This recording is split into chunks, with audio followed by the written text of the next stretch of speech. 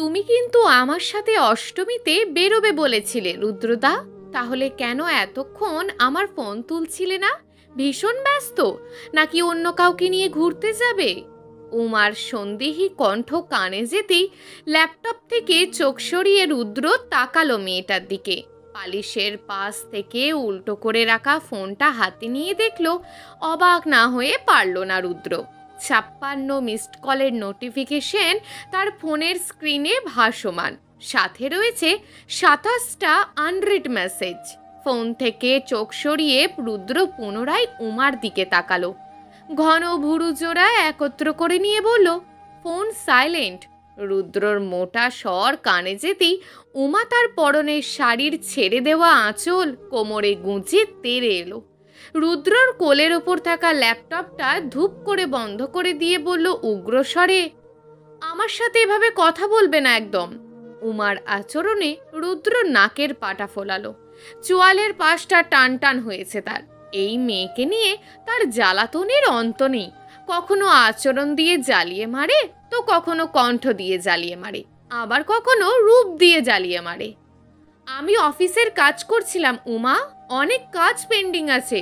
যদি আমার file delete হয় তোকে আস্ত রাখবো না আমি। এতই যখন কাজ তোমার, তাহলে তুমি কেন সেদিন বলেছিলে আমাকে নিয়ে বেরোবে? আমি বলিনি, তুই বলিয়েছিস জোর করে আমাকে দিয়ে। দেখি সামনে থেকে সর। কি উদ্ভট সব পারফিউম ব্যবহার করিস, দম বন্ধ হয়ে আসে আমার, বমি আসছে। তোমার নাক পচে যাওয়ার গন্ধেই তোমার বমি আসছে, তা না হলে বেলি ফুলের সুবাসকে কেউ উদ্ভট বলে? উমা কটমট দৃষ্টিতে রুদ্রর দিকে তাকিয়ে সরে দাঁড়ায়। রুদ্র হাঁপ ছেড়ে বাঁচল যেন।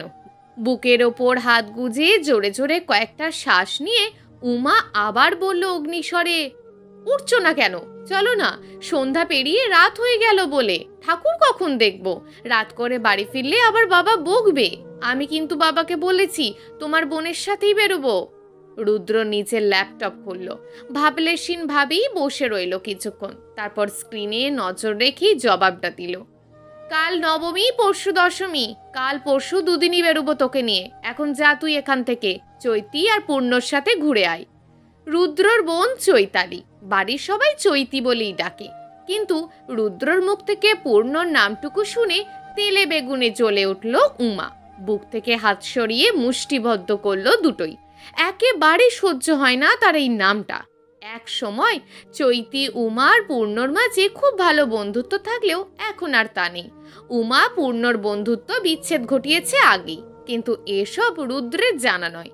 উমা গজগজ করে উঠল, সারাক্ষণ শুধু মুখেতে পূর্ণর নাম কেন থাকে? হ্যাঁ, তোমার মধুচরে ওই নামটা থেকে? রুদ্র আর চোখে একবার উমার পানে চেয়ে আগের অবস্থানে ফিরে গেল। উমার চোখের আড়ালে হাসল সে। কি রাগ মেয়ের, যেন সাক্ষাৎ মা চণ্ডী। কাজল আঁকা চোখ দুটো দিয়ে ভীষণভাবে ঝরছে অগ্নিকণা। মেয়েরা নিজের জাতের প্রতি বড় হিংসুটে। রুদ্র তার ল্যাপটপের টাচপ্যাডে আঙুল চালাতে চালাতে শান্ত কণ্ঠে বলল, মেয়েটা ভালো, রাস্তায় দেখা হলে কি সুন্দর করে কথা বলে। ভদ্র মেয়েটার নাম নিয়ে তুই অভদ্রের মতন এত সমস্যা কেন? আমার ওর নাম নিয়ে নয়, সম্পূর্ণ ওকে নিয়েই সমস্যা। ভালো হয়েছে আমি অভদ্র। রুদ্র উমার বাক্যের প্রত্যুত্তরে নিজের কাজের ব্যস্ততা দেখিয়ে বলল, যা তো উমা, বেহুদা পেঁচাল মারিস না, আজকে বেরোনো হবে না আমার। উমা তবুও দাঁড়িয়ে আছে শটান। কোমরে গোঁজা আঁচল তথা নীল জামদানিটা খুব শখ করেই পড়েছিল মেয়েটা, একমাত্র তার রুদ্রদার জন্য। এখন তো সেই মানুষ একটু নজর দেওয়ার কথা তো দূরে থাকুক, ঠাকুর দেখতেও যেতে চাইছে না। রাগে অভিমানে উমার চোখ জোড়ায় জল হুমড়ি খেলো। পলক পড়লেই ঝরে পড়বে। বেশ কিছুক্ষণ ওভাবেই থেকে ক্ষীণ স্বরে বলল, তুমি এত নিরামিষ কেন রুদ্রদা?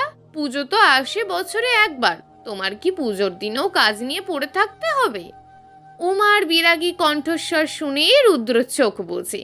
কথায় কথায় কান্নার স্বভাবটা বোধ হয় শুধু এই মেয়েটারই আছে। তার জীবনে কত মেয়ে দেখল সে, তার মা, বোন, সহপাঠী, কিন্তু উমার মতন মেয়ে সে একটাও দেখেনি। দায়িত্বের চাপ পড়লে তখনই বুঝবে এসব। যা এখান থেকে, বিরক্ত করিস না তো। শেষের কথাটা একটু কঠিনভাবে বলতেই 20 বৎসরী উমার বয়স থেকে তৎক্ষণাৎ 20 শূন্য খসে পড়ল। বয়স এসে দাঁড়ালো 2-এর দুয়ারে। টলমল চোখ জোড়ায় নোনতা জল আটকাতেই উমা ঠোঁট জোড়া কামড়ে ধরে রইল। আর কয়েকক্ষণ মুহূর্তেই ব্যবধানে ধরাস্বরে বলল, এভাবে কথা বলতে না করেছি না? একদম কথা নেই তোমার সাথে। রুদ্র উঠে দাঁড়াতে চাইল, তবে ততক্ষণে উমা ছুটেছে তার বাড়ির দিকে।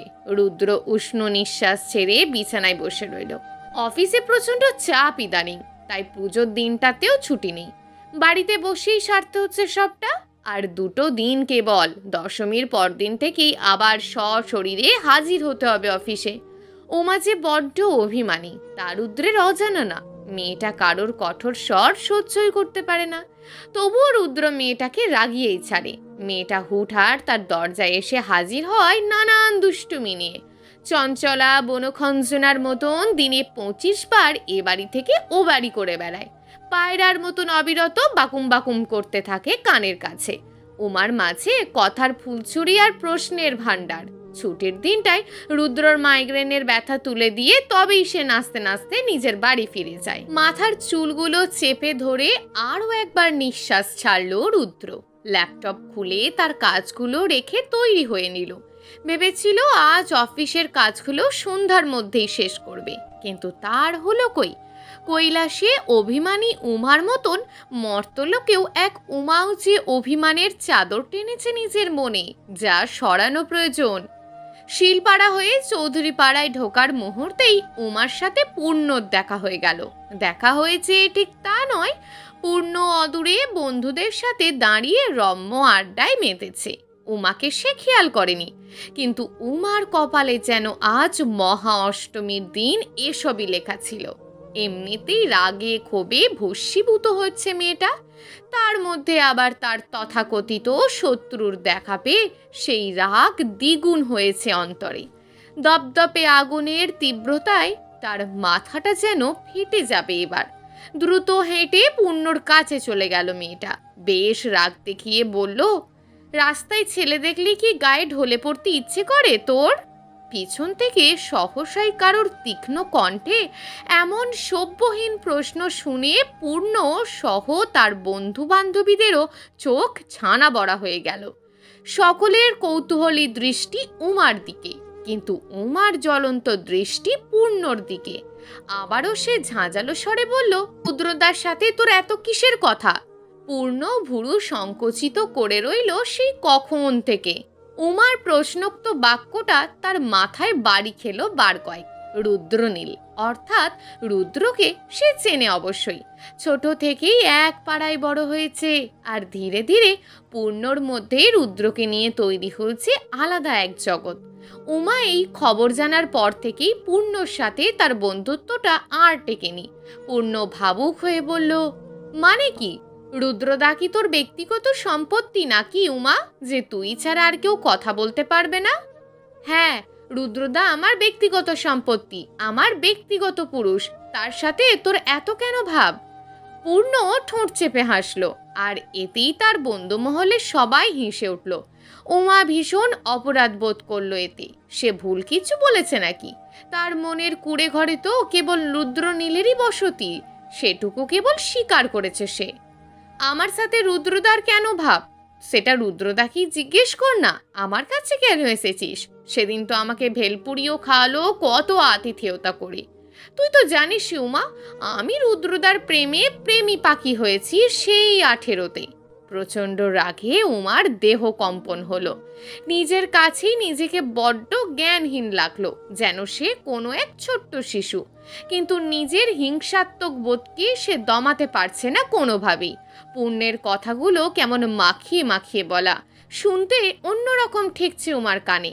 সহসা পূর্ণর দিকে উমা তর্জনী উঁচিয়ে বলল, লবণাক্ত অশ্রুকোনায় টইটুম্বর লাল আঁখি জোড়া তুলে বলল ক্ষেপে, আর যদি মুখে রুদ্রতার নাম শুনেছি তোর পুরো সুপারি কাটার শর্তা দিয়ে তোর জিভ টেনে ছিঁড়ে ফেলবো আমি। পূর্ণ প্রত্যুত্তরে পাল্টা রাগ না দেখিয়ে বন্ধুমহলকে নিয়ে হেসে নীরবে মজা উড়ালো। উমা আর রইল না সেথায়। ছোটবেলায় যেমন কারোর সাথে তর্কে হেরে গিয়ে কাঁদতে কাঁদতে তার নীলিমা জেঠির কাছে চলে যেত, ঠিক তেমন এখনো সরে গেল। কিন্তু এখন আর তার জেঠির কাছে যেতে পারবে না। বড় হয়েছে কি না, ভীষণ কান্না পাচ্ছে তার। না, আজকের পর থেকে আর রুদ্রদার বাড়িতে যাবে না সে। রুদ্রদার চোখের সামনে গিয়েও দাঁড়াবে না। রুদ্র আর পূর্ণর প্রেমে বাধা হবে না। উমা বাড়ির সামনে সেই কখন থেকে দাঁড়িয়ে আছে রুদ্র। কেশময় হাতের কবজিতে থাকা রূপালী ঘড়িটার দিকে বারবার দেখছে সে, আর অধরে চ শব্দ উচ্চারণ করছে। নীল পাঞ্জাবির পকেট থেকে ফোনটা বের করে 23 বারের মতন ফোন লাগালো ছেলেটা। এই উমাকে নিয়ে সে আর পারে না। কাজের চাপে সামান্য ঘুরতে বের হয়নি বলে এত অভিমান মেয়ের। বাড়ির ভিতরে প্রবেশ করতে দ্বিধাবোধ করছে রুদ্র। উমার মা নেই। উমাকে পৃথিবীতে এনেই তিনি স্বর্গবাসী হয়েছেন। বাবা মেয়েই কেবল থাকে ঘরে। সেই ছোট্ট থেকেই বাবার আদরেই বড় হয়েছে উমা। রুদ্রর বাবা মা ঠাকুমাও খুব আদর করে মেয়েটাকে। রুদ্র ভেবে পায় না কি করবে। এখন হঠাৎ এমন সাজগোজ করে উমার খোঁজে গেলে যদি ওর বাবা খারাপ কিছু ভাবেন। কিন্তু এখন আর কি করার, মেয়েটা তো ফোনই তুলছে না। অগত্যা রুদ্র ফটক পেরিয়ে মূল দরজায় আঘাত করলো। ভিতর থেকে কেউ একজন দরজা খুলে দিল কয়েক মুহূর্তের ব্যবধানে। মানুষটাই উমার বাবা। রুদ্র মৃদু হাসলো, নম্র ভঙ্গিতে বলল, নমস্কার কাকু, উমা আছে বাড়িতে? মানুষটা হাসলো, প্রাণোচ্ছল কণ্ঠে বলল, আরে রুদ্রনীল যে, এসো এসো, কখনো তো এদিকে দেখি না, হঠাৎ উমার খোঁজে? রুদ্র বাড়িতে প্রবেশ করতে করতেই আশেপাশে চোখ দিয়ে মেয়েটাকে দেখার আশা করলো। বলল, আসলে মা ঠাকুমা উমাকে ডাকছিল, ও ফোন তুলছে না। চৈতিও কিছুক্ষণ আগে পুজোর মণ্ডপে গেছে, তাই আমাকে পাঠালো মা। ও, মেয়েটাও গিয়েছিল তো, বলল চৈতালির সাথে ঘুরে এসেছে, তখন থেকেই ও রুমে আছে, ঘুমাচ্ছে বোধহয়। উমার বাবার জবাব শুনে রুদ্র কিছু একটা ভাবলো। একা পুরুষ হুট করে যদি রুমার রুমে এসে যেতে পারবে না, এটা অনুচিত। তাই মাথায় ফোন দিয়ে আঁটলো রুদ্র। বলল অনুরোধী সুরে, একটু উমাকে ডেকে বলুন না কাকু, মা ওকে কেন যেন খুঁজছে, ও ফোন তুলছে না দেখে চিন্তাও করছে খুব। উমার বাবাকে মানিয়ে নিল ছেলেটা। উমাকে ভীষণ জোর করা হলো। মেয়েটা জেদ ধরেছে, সে আর বাড়ি থেকে বের হতে চায় না। বাবাকে জানিয়েছে তার পা ব্যথা করছে। কিন্তু উমার বাড়ি থেকে রুদ্রের বাড়ির দূরত্ব মাত্র কয়েক মিনিটের। তাই উমার বাবা খুব করে বোঝালেন মেয়েকে। রুদ্রের মা ঠাকুমা তাকে এত আদর করে, স্নেহ করে ছোটবেলা থেকে। তাদের ডাকে সামান্য পা ব্যথার অজুহাতে না গেলে তা অভদ্রতা দেখায়। আর এতেই উমার ব্রেন সজাগ হয়েছে। রুদ্রর দেওয়া অভদ্র তকমা সে বাতিল করতেই আবারও সুন্দর করে তৈরি হয়ে নিল। অতঃপর রুদ্রর সাথে ধরল রুদ্রদের বাড়ির চিরচেনা রাস্তা। বেশ দূরত্ব বজায় রেখে একেবারে মৌনতায় হাঁটছে দুজন। কয়েক মিনিটের পথকে তারা যেন কয়েক ঘন্টার পথ করতে চায়। রুদ্র বেশ অনেকক্ষণ ধরে পর্যবেক্ষণ করলো উমাকে। না, মেয়েটা তার দিকে তাকাচ্ছেও না। শাড়ি ছেড়ে জামা কেন? আমি তো পাঞ্জাবি পরলাম। উমার কোনো দিকে বিবেচনাহীন চটপটে জবাব, তোমার পূর্ণ পড়েছে শাড়ি, বেশ লাগছে ওকে। ওর কাছে গিয়ে তোমার পাঞ্জাবি দেখাও আর ভেলপুরি খাওয়াতে নিয়ে যাও। উমার রকচটা কণ্ঠে রুদ্র ওষ্ঠাধর চেপে হাসল। মুহূর্তেই সে ধরেছে সব। মেয়েরা এত হিংসা রাখে কোথায়? তাদের কি বিশেষ কোনো জায়গা আছে নাকি অন্তরে? রুদ্র ভাবতে ভাবতেই হঠাৎ সে তার আঙুল গলিয়ে দিল উমার হাতের ভাঁজে। রুদ্রর হাতটা তৎক্ষণাৎ এক ঝটকায় সরিয়ে দিল উমা। তীর্যক স্বরে বলল, তোমার প্রেমে প্রেমী পাখি যদি এসব দেখে তাহলে ছটফটানিতে তার মরণ হবে। আমায় ছোবে না তুমি একদম। রুদ্র কথা শুনল না। জোর করে উমার হাতের ভাঁজে হাত রাখলো সে। চৌধুরী পাড়ার গলির মুখে এখন প্রচণ্ড ভিড়। সবাই ঠাকুর দেখতে এসেছে, তাই এই রাস্তা দিয়ে যাওয়াটা এখন সম্ভব নয়। উমাকে সে পাড়ার অন্য রাস্তা দিয়ে নিয়ে এলো এক প্রকার যুদ্ধ করি। তবুও মেয়েটার হাত পা ছোঁড়াছুঁড়ির শেষ নেই। রুদ্রর হাতে বাহুতে মেয়েটার নখের যোগ্যতা প্রমাণিত হয়েছে ইতিমধ্যেই। রুদ্র সইল সবই। নির্জন স্থানটায় উমাকে সহসা আগলে নিল সে। পুজোর দিনে কজন মানুষ বাড়িতে বসে থাকে, তাই বসতি এলাকা হলেও জায়গাটা এখন বেশ শান্ত। ইটের তৈরি কোনো এক কঠিন দেওয়ালে লাগিয়ে দাঁড় করিয়ে রাখল রুদ্র উমাকে। উমার মুখ চলছে অবিরাম। সে এতক্ষণ শখানে হুমকি দিয়েছে রুদ্রকে, কিন্তু এবার বলল, আমি কিন্তু চিৎকার করে লোক জড়ো করবো রুদ্রদা, ছাড়ো আমাকে। এমন করছিস কেন? কি হয়েছে? কিছু হয়নি, হলেও তোমাকে জানতে হবে না। তুমি তোমার পূর্ণর খোঁজ নাও। আমার পূর্ণ? উমা এবার একেবারে বায়ুহীন বোতলের মতন চুপসে গেল। অদূরে থাকা একটা ল্যাম্পপোস্টের মাথায় জ্বলছে সোডিয়াম বাতি, আর সেই বাতির আবছা আলোয় সে অস্পষ্টভাবে দেখছে রুদ্রর মুখটা। রুদ্র এবার কণ্ঠে কুটিলতা টেনে বলল, যাই তাহলে পূর্ণর কাছে? পা কেটে রেখে দেবো একদম, গিয়ে দেখো। যাই। মেয়েটা কিছু মুহূর্ত চুপ করে থেকে বলল, যাও। উমার কণ্ঠে এখন সেই আগের অভিমান, তবুও রুদ্র দুষ্টুমিতে মেতে। উমার কাছ থেকে সরে এসে সে এক পা দূরে দাঁড়িয়ে চলে যাওয়ার প্রস্তুতি দেখালো। আর এতেই উমার সিক্ত চোখ জোড়া হতে চোখের জল গড়িয়ে পড়ল তার গাল বেয়ে। রুদ্র কোমরে হাত ঠেকিয়ে একটা উত্তপ্ত শ্বাস ছাড়ল। তার কুটিল রূপকে তাড়িয়ে দিল এবার সে। সহজেই জিজ্ঞেস করলো উমাকে, কাঁদছিস কেন? তোমার জেনে কাজ নেই, তুমি চলে যাও। এই যে বললি পা কেটে রেখে দিবি, আমি আমার পা হারিয়ে পঙ্গু হতে চাই না রে। উমা কিছু বলল না। রুদ্র এগিয়ে এলো। এগিয়ে এসে উমার খুব কাছে দাঁড়ালো, যার কারণে রুদ্র চওড়া পিঠ ঠেকে দিল উমাকে সেই সোডিয়ামের কমলা আলো থেকে। উমার মনে একটাই প্রশ্ন, কেন সে এমন করছে? রুদ্রকে সে ভালোবাসে বলেই কি এত সূক্ষ্ম অনুভূতি তার মনে? উমা কেন এর উত্তর খুঁজতে ব্যস্ত, আর রুদ্র ব্যস্ত আধারি জগতে উমাকে অবলোকনে। কি যে চঞ্চল মেয়েটা, সারাদিন উড়নচণ্ডীর মতো ওড়াউড়ি করে সন্ধ্যা পর্যন্ত তার জন্য অপেক্ষা করে বসে থাকে, কিন্তু এখন একদম স্থির। নড়চড়ও নেই উমার মাঝে, কেবল দৃষ্টি আছে শূন্যে, চোখের জল লেপটে আছে গাল জুড়ে। পূর্ণ তোকে রাগিয়েছে। চৈতির সাথে পূর্ণ ছিল বলে ভদ্রতার খাতিরে ওকেও ভেলপুরি খাইয়েছিলাম সেদিন। এতে কি দোষ করেছি আমি? উমা শুনল, বুঝল পূর্ণ সুযোগ পেয়ে তাকে পুতুল নাচন নাচিয়েছে। ইচ্ছে করেই মাখিয়ে মাখিয়ে কথাটা বলেছিল সে।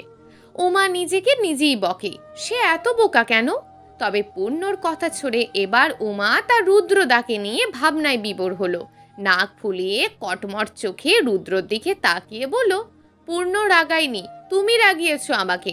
মহাব্যস্ত মহাপুরুষ তুমি এখন, বেরিয়েছ কেন? তোকে আর একটু রাগাতে সব বলে দেব আমি নীলিমা জেঠিকে। কেন রাগাও আমাকে? উমার খেপি কণ্ঠস্বর দমিয়ে দিল রুদ্র তার শুষ্ক অধরষ্টের ছোঁয়ায়। উমা খুইয়েছে নিজেকে। হৃদয় স্পন্দন গতিহীনতার মোড় নিয়েছে সেই কখন। অনুভূতিরা সব এবার আরো অধিক প্রভুত্ব করছে মেয়েটার ওপর। গায়ের সব কটা লোম দাঁড়িয়ে গেছে তার। দেহে অদ্ভুত এক কম্পন অনুভব করছে উমা। রুদ্র যখন সরে এলো, উমা তখন গাঢ় নিঃশ্বাস নিতে ব্যস্ত। তন্মধ্যেই তার কানে পৌঁছালো রুদ্রের অগাঢ় কণ্ঠ, বুঝতে পারলি কেন রাগাই তোকে? উমার সমস্ত অভিমান পরিণত হলো নাজুক কান্নায়। রুদ্রর বুকে কয়েকটা কিল ঘুষি বসিয়ে দিতে দিতে বলল মেয়েটা, খুব খারাপ তুমি। রুদ্র আত্মতৃপ্তির ঢেকুর তুলল মনে মনে। আজকের রাতে কত আঘাত করলো উমা তাকে, হিংসায় অভিমানে ভালোবাসায়। রুদ্র চোখ ছোট ছোট করে তাকিয়ে রয় উমার দিকে। উমার চলন্ত হাতটা নিজের বুকে চেপে ধরে বলে, আমি উমার মন্দ দেবাদিদেব।